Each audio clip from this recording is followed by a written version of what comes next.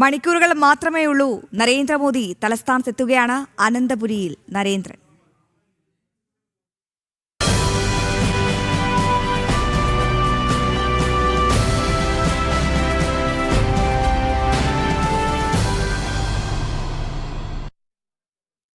പ്രധാനമന്ത്രി നാളെ തലസ്ഥാനത്തെത്തുമ്പോൾ പ്രതീക്ഷകൾ വാനോളമാണ്. വികസിത അനന്തപുരിക്ക് പ്രധാന സേവകൻ തുടക്കം കുറിക്കുന്നതിനുള്ള കാത്തിരിപ്പിലാണ് അനന്തപുരി. നരേന്ദ്രമോദി എത്തുമ്പോൾ ലഭിക്കുന്ന ആത്മവിശ്വാസം വലുതാണെന്നാണ് മേയർ വി രാജേഷ് പറയുന്നത്.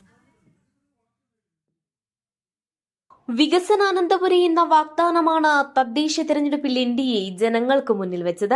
നഗരസഭയിൽ അധികാരത്തിലെത്തിയാൽ 45 ദിവസത്തിനകം പ്രധാനമന്ത്രി തിരുവനന്തപുരത്തെത്തുമെന്നും BJP സംസ്ഥാന അധ്യക്ഷൻ രാജീവ് ചന്ദ്രശേഖർ പറഞ്ഞിരുന്നു. വികസന പ്രവർത്തനങ്ങളുടെ ബ്ലൂ പ്രിന്റ് പ്രധാനമന്ത്രി അവതരിപ്പിക്കുമെന്നും അദ്ദേഹം വ്യക്തമാക്കിയിരുന്നു. പുതിയ പദ്ധതികളുടെ പ്രഖ്യാപനവും പ്രധാനമന്ത്രി നടത്തും. നിയമസഭാ തെരഞ്ഞെടുപ്പിനൊരുങ്ങുന്ന BJPക്ക് നരേന്ദ്രമോദിയുടെ വരവ് വലിയ ആത്മവിശ്വാസവും ആവേശവും പകരുകയാണെന്ന് മേയർ വി രാജേഷ് പറഞ്ഞു. വളരെ വലിയ പ്രതീക്ഷയോടെയാണ് ജനങ്ങൾ തിരുവനന്തപുരത്തെ NDAയുടെ BJPയുടെ ഭരണം നോക്കിക്കാണുന്നത്. ആ പ്രതീക്ഷ നിറവേറ്റാൻ വേണ്ടി ഞങ്ങൾ പരമാവധി ആത്മാർത്ഥമായി രാവും പകലും ഞങ്ങൾ നരേന്ദ്രമോദിയുടെ മുന്നേ മാതൃക സ്വീകരിച്ചുകൊണ്ട് പ്രവർത്തിക്കുന്നുണ്ട്.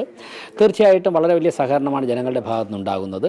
അതിനനുസരിച്ച് കേന്ദ്ര ഗവൺമെൻറ്റെയും ദേശീയ BJP നേതൃത്വത്തിൻ്റെയും ഭാഗത്തുനിന്ന് വളരെ വലിയ പിന്തുണ ഞങ്ങൾക്ക് ലഭിക്കുന്നുണ്ട്. എനിക്ക് തോന്നുന്നു ഇന്ത്യയിൽ 2, 3, 4 ഒക്കെ പൊതുയോഗങ്ങളിൽ പശ്ചിമ ബംഗാളിലായിക്കോട്ടെ, ആസാമിലായിക്കോട്ടെ, ഡൽഹിയിലായിക്കോട്ടെ പ്രധാനമന്ത്രിയും JP നദ്ദാജിയും ഒക്കെ തന്നെ തിരുവനന്തപുരത്തെ വിജയത്തെയും പ്രതീക്ഷയും ഉയർത്തിക്കാട്ടുന്നു. അപ്പോൾ എന്തുമാത്രം അത്രത്തോളം വലിയൊരു സാധ്യതകൾ ഞങ്ങൾക്ക് മുമ്പിൽ തുറക്കുകയാണ്. അതിനെ പരമാവധി പ്രയോജനപ്പെടുത്തി ജനങ്ങളെ നമ്മുടെ ഇന്ത്യക്ക് തന്നെ മാതൃകയാവുന്ന തരത്തിലേക്ക് തിരുവനന്തപുരത്തെ ജനങ്ങളെയും തിരുവനന്തപുരത്തെ കോർപ്പറേഷൻ്റെയൊക്കെ ഭരണവും വളർച്ചയും മാറ്റുവാനുള്ള വലിയൊരു പ്രതീക്ഷയിലും പരിശ്രമത്തിലാണ് ഞങ്ങളൊക്കെ. പ്രധാനമന്ത്രിയുടെ വരവിനെ പ്രതീക്ഷയോടെ കാത്തിരിക്കുകയാണ് അനന്തപുരി. തലസ്ഥാനത്ത് 2 പരിപാടികളിലാണ് നരേന്ദ്രമോദി പങ്കെടുക്കുക.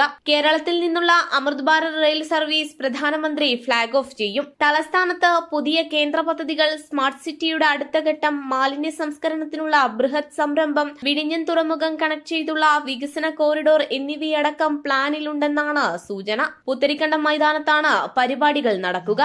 ജനം, തിരുവനന്തപുരം.